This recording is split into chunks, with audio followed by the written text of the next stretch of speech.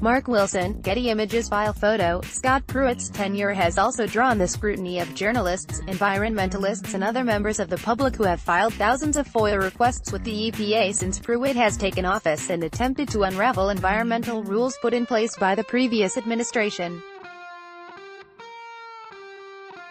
By Dino Grandoni, Washington Post, Washington. 3 former aides to Environmental Protection Agency Chief Scott Pruitt confirmed to congressional investigators that the EPA delayed producing emails and other government documents sought by members of the public through public records requests by choosing instead to respond to old petitions made during the Obama administration first.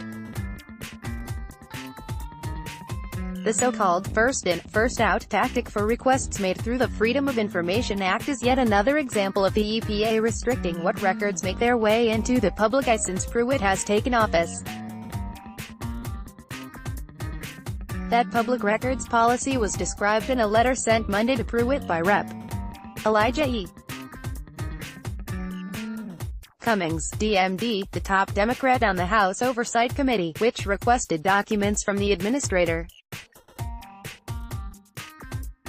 Start your day with the news you need from the Bay Area and beyond. Sign up for our new Morning Report weekday newsletter. That committee's investigation into Pruitt is just one of at least a dozen federal inquiries the EPA chief is facing over his questionable spending and management decisions at the agency.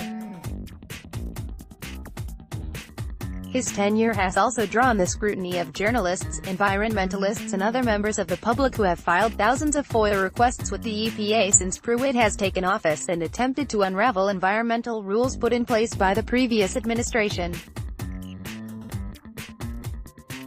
Kevin Chmielewski, Pruitt's former deputy chief of staff, told the committee's staff that, facing that torrent of requests, Pruitt instructed his staff not to respond to FOIA requests regarding your tenure until requests from the Obama administration had been completed, according to the letter addressed to Pruitt. 2 other former Pruitt aides, Sarah Greenwald and Millen Hupp, confirmed the first-in, first-out policy, according to the letter. Response to a request for comment about the letter, the EPA noted it has been flooded with FOIA requests since the start of Pruitt's tenure even as it sits on an existing backlog of requests.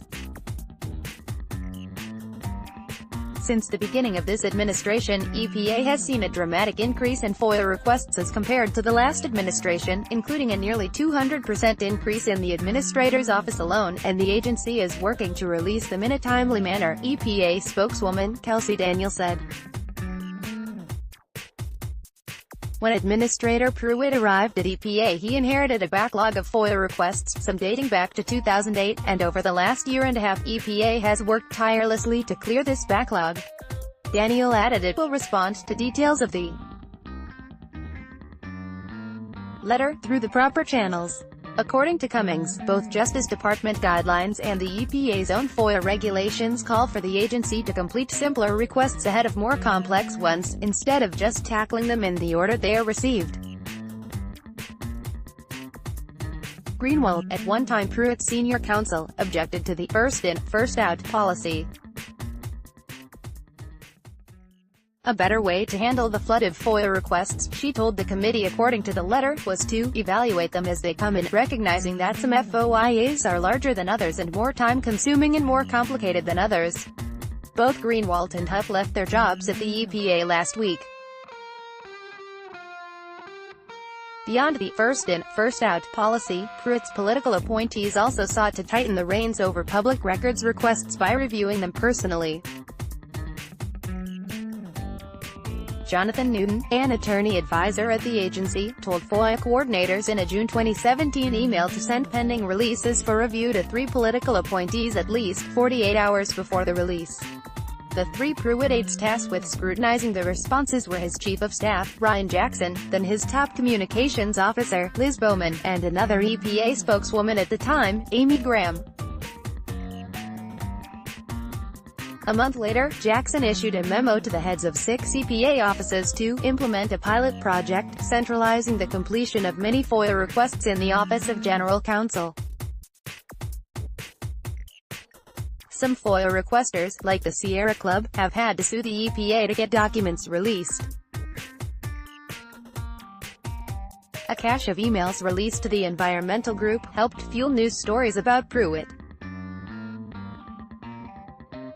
One of those email exchanges showed, for example, Pruitt spent $1,560 on a dozen customized fountain pens from a Washington jewelry store emblazoned with the EPA seal and Pruitt's signature. Scott Pruitt will do everything possible to operate in the shadows because every time his veil of secrecy is pulled back, we find more reasons he should resign, said Michael Brune, executive director of the Sierra Club. Documents obtained by the Sierra Club's FOIA litigation have revealed even more about Pruitt's unethical and potentially illegal behavior, so it's no wonder he'd try and obstruct the process. ADU might also like Kim Lim, daughter of tycoon Peter Lim, on being a hot premium content ex-Malaysia PM. Najib asks for witness protection from Straits Times. This is your chance to legally live and work in the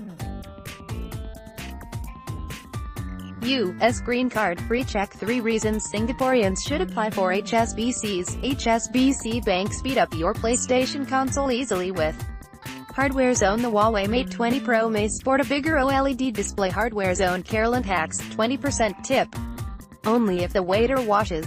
MercuryNews.com pits why there'll be few tears for Judge Aaron. MercuryNews.com. California porn star Yurzan Beltran died primarily of. MercuryNews.com recommended by